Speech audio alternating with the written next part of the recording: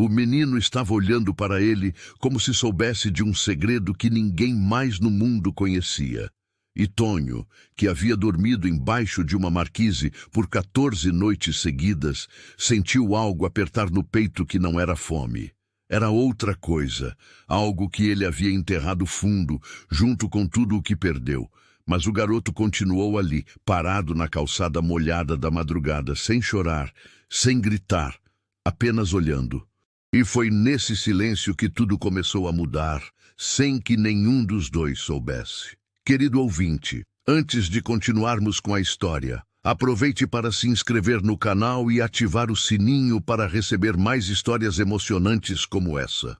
Tonho tinha 53 anos e um rosto que o sol e o asfalto haviam envelhecido antes do tempo. Dormia há mais de um ano nas ruas do centro de Belo Horizonte, embaixo de uma cobertura de lona azul que ele mesmo havia improvisado com cordas e pregos enferrujados numa parede descascada. Não era alcoólatra, não era louco, não era violento. Era apenas um homem que havia perdido tudo num intervalo curtíssimo de tempo. O emprego de assistente de manutenção, o apartamento alugado, a esposa que foi embora sem deixar endereço, e por último, o que mais doía, o contato com o único filho, que tinha ido morar com a avó materna no interior de Minas e que havia parado de atender às ligações feitas de orelhão com fichas doadas por desconhecidos. Naquela noite de junho, o frio cortava de um jeito diferente. O vento descia pela Avenida Augusto de Lima, com uma frieza úmida que entrava pelas costuras da jaqueta surrada de Tonho e se instalava nos ossos. Ele havia conseguido um prato de arroz com feijão num restaurante popular do bairro e agora estava sentado no meio-fio, com as costas encostadas num poste, tentando não pensar. Era a única habilidade que ele havia realmente aprimorado naquele período. A arte de não pensar. Foi então que ouviu um barulho diferente. Não era o carro de polícia que passava de vez em quando. Não era o latido do cachorro vira-lata que também habitava aquele trecho de calçada. Era um passo pequeno, hesitante, de quem não sabe bem onde está pisando. O menino apareceu debaixo da luz amarelada do poste. Tinha no máximo 10 anos, talvez menos. Usava um casaco cinza com capuz, tênis limpos demais para aquela hora e aquele lugar, e carregava uma mochila nas costas como se fosse para a escola. Mas não era hora de escola. Eram quase 11 da noite. Tonho não disse nada de imediato. Ficou olhando para o garoto com a cautela de quem aprendeu que o mundo raramente traz coisas boas sem cobrar um preço depois. O menino também não falou. Apenas parou a poucos metros de distância e ficou ali, como se aquele poste iluminado fosse o destino final de uma longa jornada. Você está perdido, o homem disse. Não foi uma pergunta. O garoto assentiu com a cabeça, uma vez só, com uma seriedade que parecia velha demais para aquele rosto pequeno. Tonho olhou para os dois lados da rua. Não havia ninguém. Havia apenas o frio, o vento, a calçada vazia e aquele menino que olhava para ele com uma confiança que ele não havia merecido ainda. Como você se chama? Ele perguntou. Murilo, o garoto respondeu com a voz firme. E onde você mora, Murilo? O menino apontou vagamente para a direção contrária de onde havia vindo e disse que havia saído caminhando e não havia mais conseguido encontrar o caminho de volta. Disse isso com uma calma que desconcertou Tonho. Não havia desespero na voz do garoto. Havia apenas um fato, apresentado com a precisão de quem não vê sentido em dramatizar o que já aconteceu. Tonho ficou em pé com dificuldade. Os joelhos doíam desde o inverno do ano anterior e nunca haviam melhorado.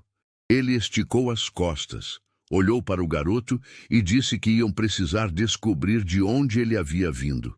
Disse isso sem saber muito bem por que estava se envolvendo. Era o tipo de situação que, nas ruas, você aprendia a evitar. Criança perdida significava confusão, polícia, perguntas. E Tonho não gostava de perguntas. Mas o menino havia olhado para ele com aquela confiança estranha. E Tonho havia sentido aquela coisa no peito que não era fome, e então os dois começaram a caminhar juntos pela calçada fria de Belo Horizonte, como se fosse a coisa mais natural do mundo. Murilo contou que havia saído de casa porque havia ouvido os adultos brigando e não havia conseguido dormir. Contou isso com a mesma calma de antes, sem dramatizar, como se fosse uma explicação técnica e não uma confissão pesada. Tonho ouviu sem comentar. Sabia o que era isso. Sabia o peso de um apartamento onde as vozes sobem e o ar fica grosso, e você simplesmente precisa sair antes que alguma coisa quebre. Eles caminharam por 3 quarteirões em silêncio. Tonho ia na frente, com o passo cansado de sempre, e Murilo ia do seu lado, com a mochila nas costas e o capuz levantado contra o frio. Em determinado momento, o garoto disse que estava com fome, e Tonho parou diante de uma padaria ainda aberta, entrou com o pouco dinheiro que havia guardado para o dia seguinte e comprou 2 pães de queijo e um copo de achocolatado. Entregou tudo para o menino sem pedir nada em troca, como se fosse um gesto automático, como se aquele fosse simplesmente o que devia ser feito. Murilo comeu sem falar.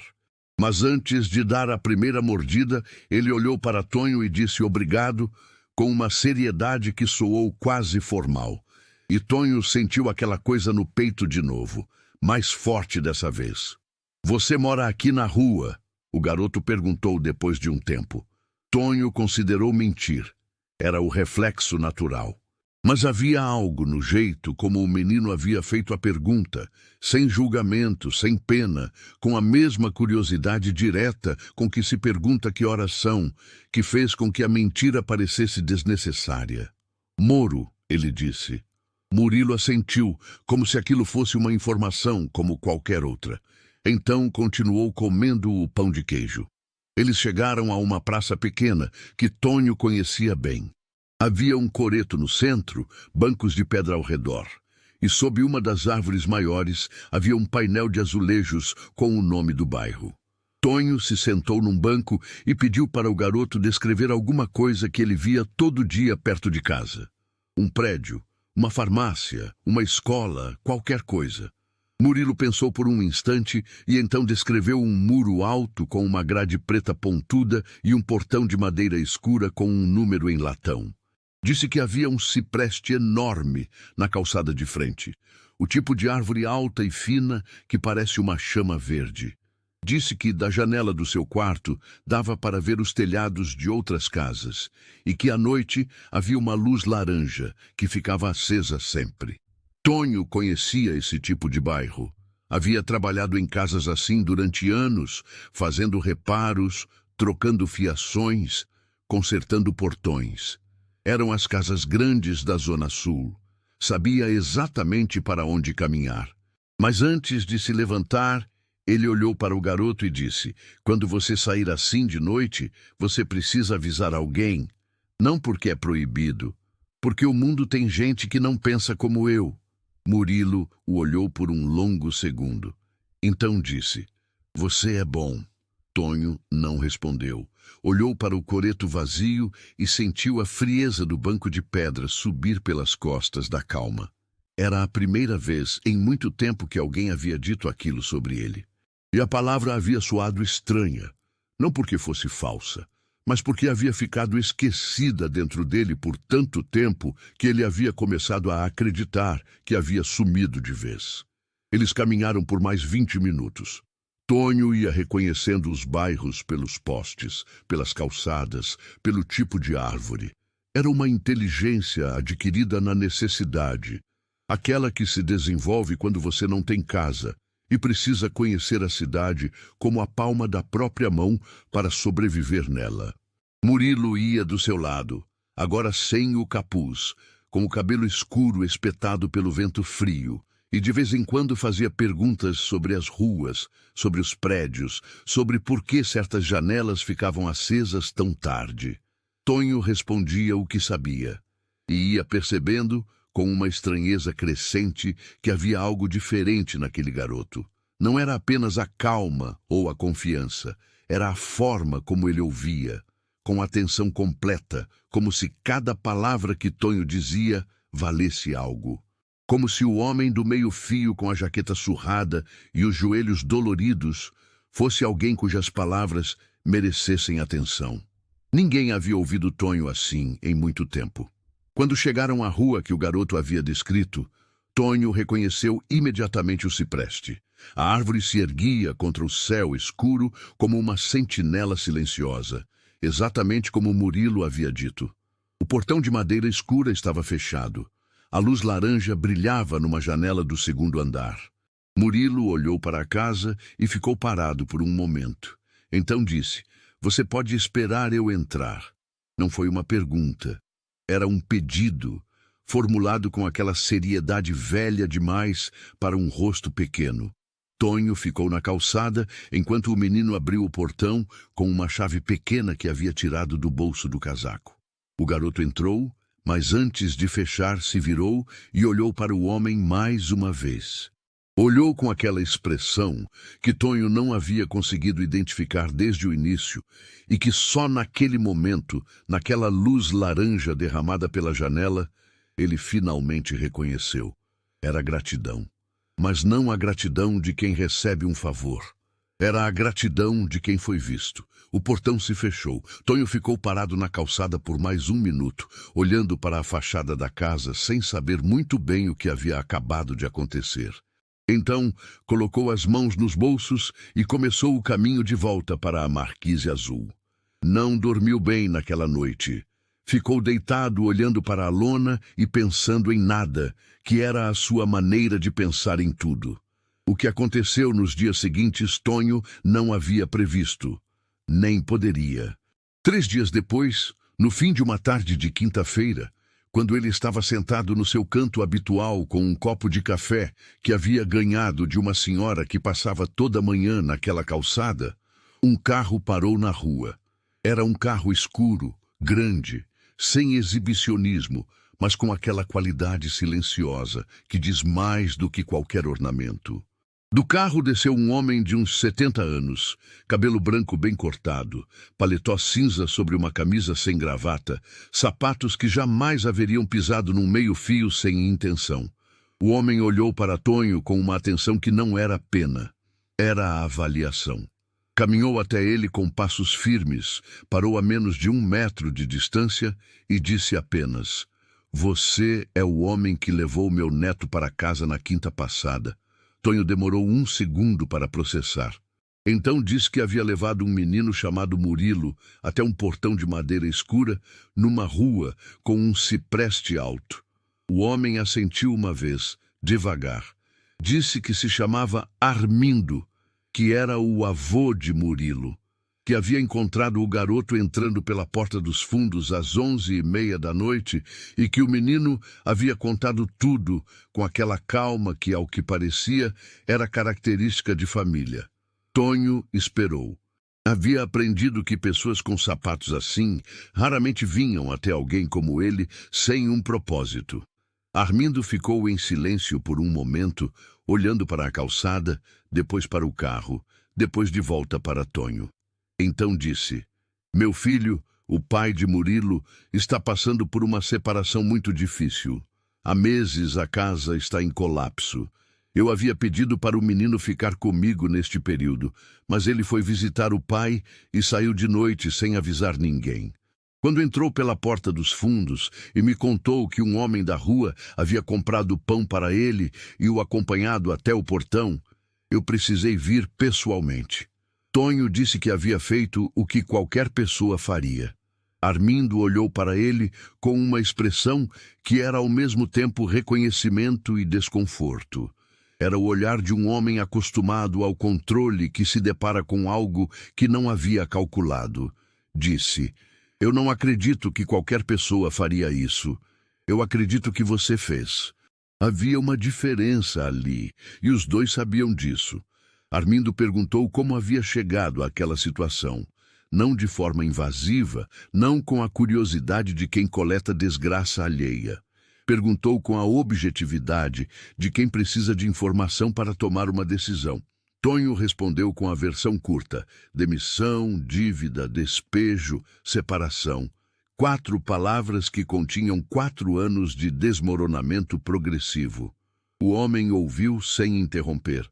Então, disse que tinha uma propriedade no interior que precisava de um caseiro, que o trabalho incluía moradia, alimentação e um salário fixo, que havia tentado contratar alguém por meses e que todas as tentativas haviam terminado mal, por razões que não valiam ser explicadas naquele momento, que se Tonho tivesse interesse, poderia conversar mais detalhadamente no dia seguinte.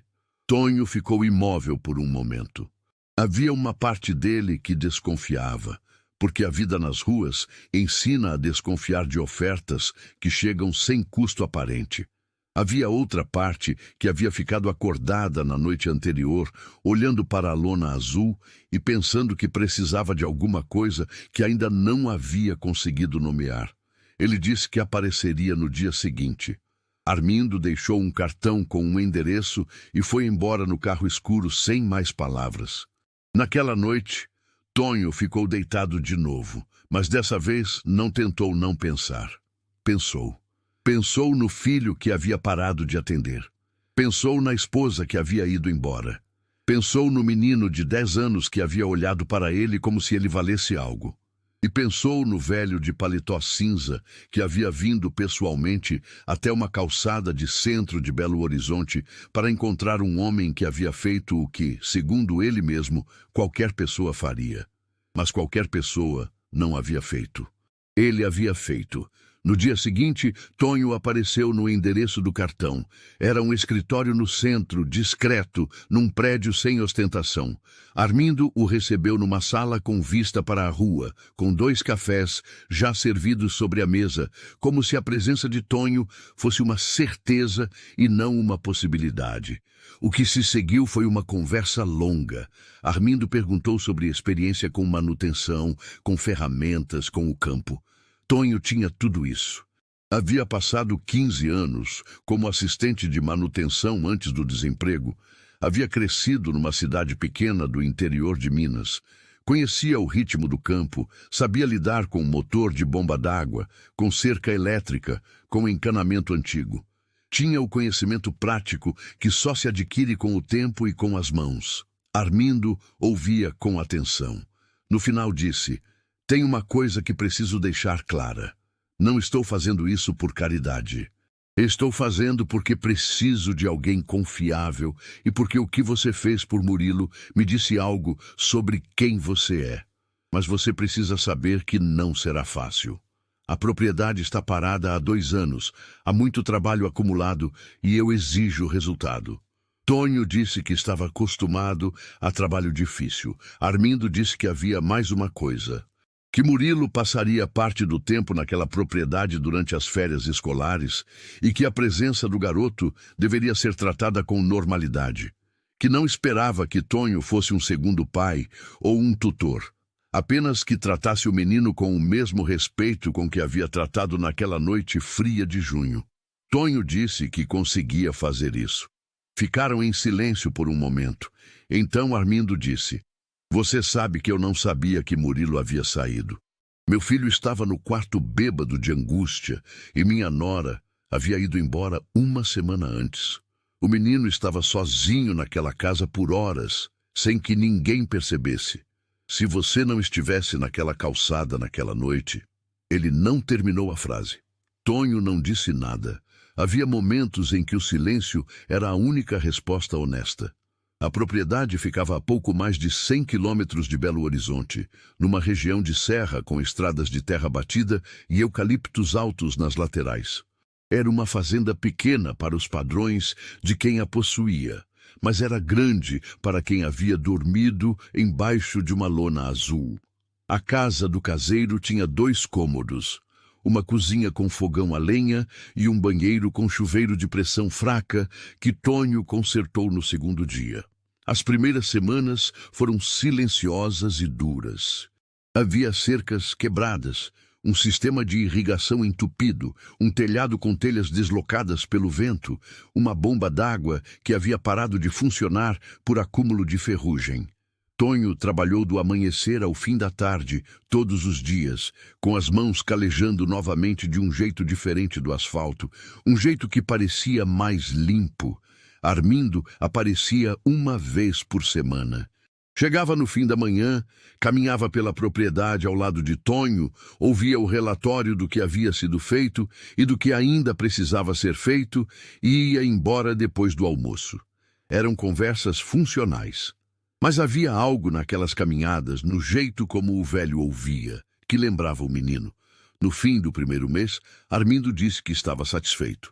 Disse isso sem entusiasmo exagerado, da mesma forma que havia dito tudo. Mas Tonho percebeu que era genuíno.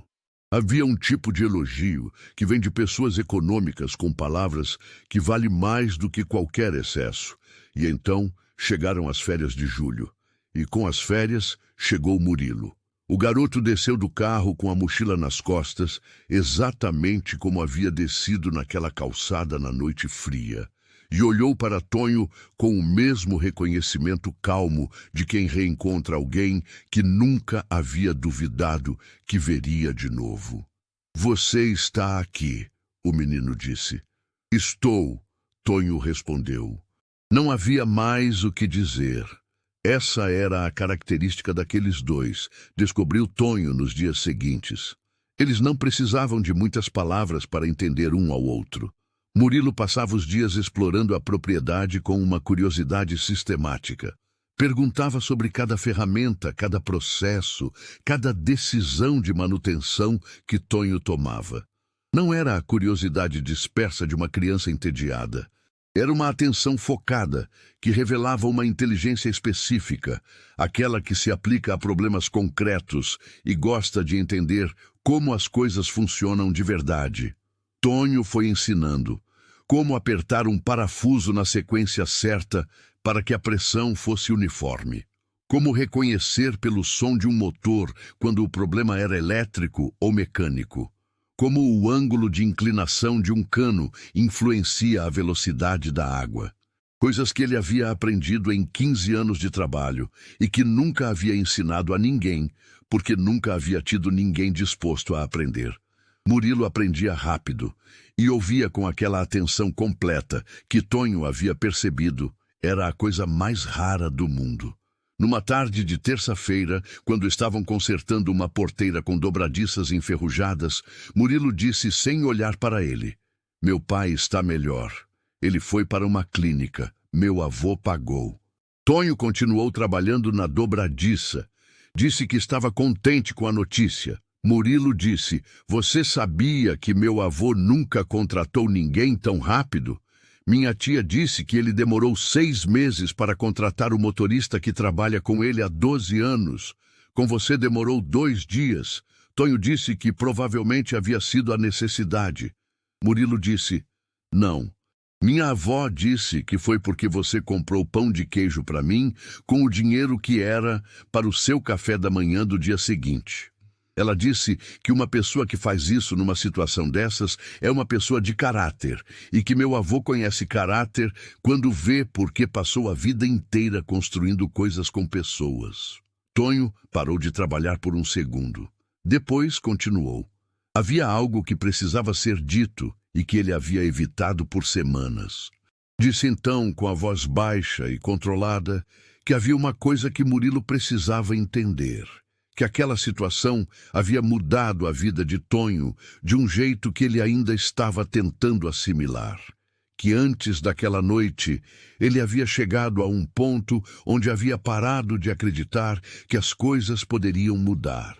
Que tinha 53 anos e havia passado mais de 1 ano numa calçada achando que aquilo era o fim da história, não um capítulo. Que o menino havia aparecido naquela noite e havia olhado para ele como se ele fosse uma pessoa e não uma paisagem. E que isso havia sido, sem exagero, a coisa mais importante que havia acontecido com ele em anos. Murilo ouviu tudo isso com a cabeça levemente inclinada. Depois disse: "Você também me olhou como se eu fosse uma pessoa e não um problema." Tonho não respondeu. Ficou olhando para as montanhas no horizonte, que naquela hora da tarde ficavam da cor do mel escuro, e sentiu aquela coisa no peito mais forte do que nunca. Mas dessa vez, ele reconheceu. Não era apenas a coisa que não era fome, era esperança. Ele havia esquecido o peso específico dela. Quando o verão chegou, a propriedade estava diferente. As cercas estavam firmes, o sistema de irrigação funcionava, o telhado havia sido reparado, o jardim havia sido replantado. Armindo chegou numa tarde de dezembro e ficou parado na entrada por um longo momento, olhando para aquilo que a propriedade havia se tornado. Então olhou para Tonho e disse apenas: "Você fez um bom trabalho." Tonho disse que havia muito mais a fazer ainda. Armindo concordou. Mas havia um tom diferente na voz do velho. Havia algo que ele estava segurando. Tonho percebeu isso, mas não perguntou. Havia aprendido com o tempo que certas coisas precisavam do momento certo para vir à superfície. O momento chegou 2 semanas depois, numa manhã de sábado, quando Armindo apareceu mais cedo que o habitual e pediu para conversar na varanda da casa principal. Havia 2 cafés, como sempre. Havia o silêncio das serras ao redor. Havia a luz branca e limpa da manhã de dezembro. Armindo disse que havia uma situação que precisava ser colocada na mesa com honestidade. Que havia um conjunto de terras adjacentes à propriedade que ele havia adquirido anos atrás como investimento e que nunca havia desenvolvido. Que havia chegado a uma etapa da vida onde precisava pensar em quem ficaria responsável por administrar o que havia construído, e que havia 2 opções na sua frente: vender o conjunto de terras para um grupo de investidores que havia feito uma proposta, ou encontrar alguém de confiança que topasse administrá-las em sociedade. Tonho ficou muito quieto. Armindo disse que sabia que aquilo parecia absurdo, que um homem que havia dormido nas ruas há menos de 1 ano não era o perfil que qualquer consultor de negócios indicaria para uma sociedade. Que havia pessoas ao redor dele que haviam dito exatamente isso, mas que havia construído tudo o que tinha ao longo de 40 anos avaliando pessoas, não currículos. E que a avaliação que havia feito de Tonho desde aquela noite de junho havia sido confirmada em cada detalhe dos meses seguintes.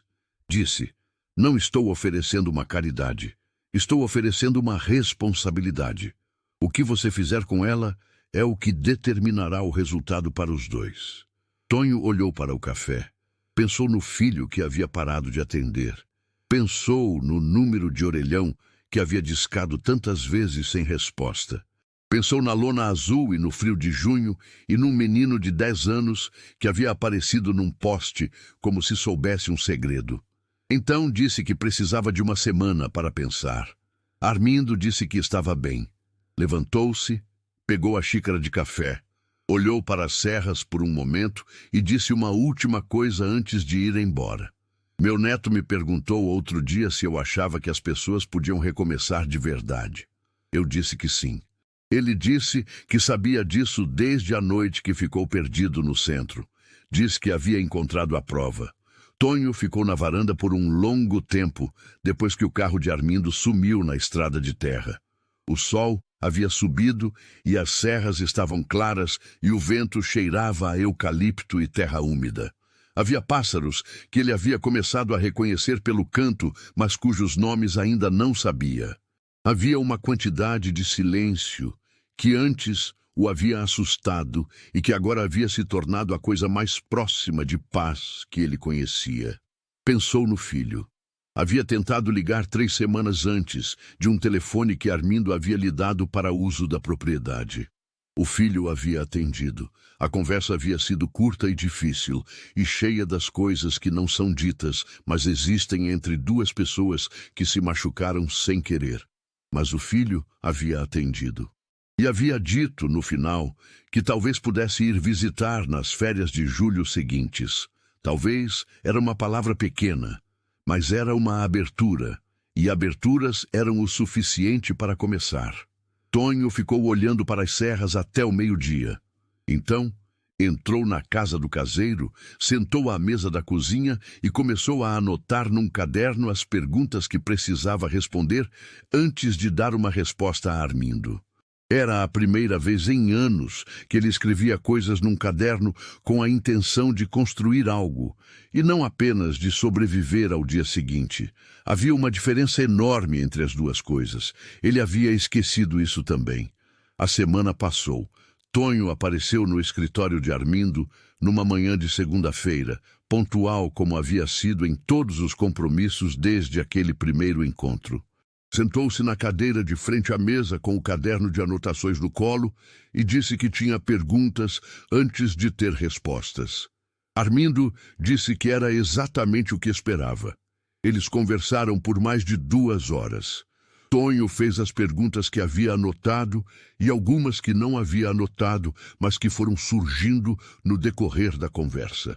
Armindo respondeu com a mesma objetividade de sempre, sem dourar o que era difícil, sem esconder o que era incerto. Havia riscos reais, havia trabalho árduo, havia a possibilidade concreta de fracasso se certas condições não fossem cumpridas. Nada havia sido prometido como fácil. No final, Tonho fechou o caderno. Olhou para o velho e disse que aceitava. Armindo assentiu. Estendeu a mão. Tonho a apertou. E então o velho disse uma coisa que Tonho não havia esperado. Disse: eu preciso que você saiba que quando fui até aquela calçada encontrar você, eu havia me preparado para encontrar alguém que eu precisaria convencer. Alguém desconfiado, amargo, fechado. Encontrei um homem que em 30 segundos de conversa me disse mais sobre quem era do que muita gente que conheço há décadas. Você disse que havia feito o que qualquer pessoa faria, mas você sabe, e eu sei, que não é verdade. Tonho ficou quieto. Armindo disse: Murilo me contou que você usou o dinheiro que guardava para o seu café do dia seguinte, que você caminhou mais de 40 minutos numa noite de frio até encontrar a rua certa, que você ficou na calçada esperando ele entrar para ter certeza de que estava seguro. Nada disso é o que qualquer pessoa faria, é o que uma pessoa específica faz, e é com essa pessoa que eu quero trabalhar. Tonho saiu do escritório naquela manhã e caminhou por um trecho da calçada antes de pegar o ônibus de volta à propriedade.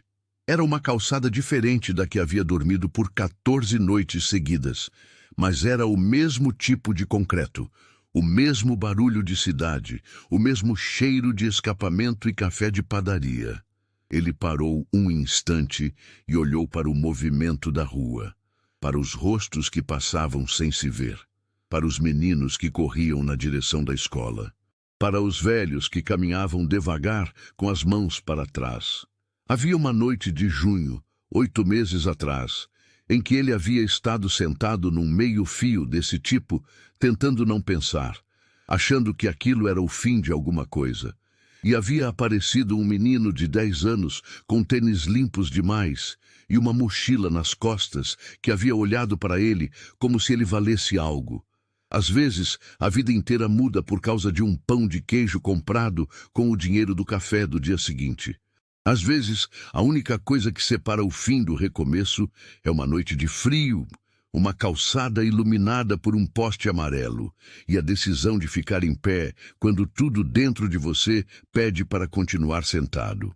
Tonho colocou as mãos nos bolsos, respirou o ar da cidade pela última vez naquele dia e caminhou em direção ao ponto de ônibus com o passo cansado de sempre. Mas havia algo diferente naquele passo. Não era leveza, era direção. E depois de tudo, era o suficiente. Querido ouvinte, se você gostou dessa história, curta o vídeo, se inscreva no canal, compartilhe e comente de que cidade você está vendo esse vídeo.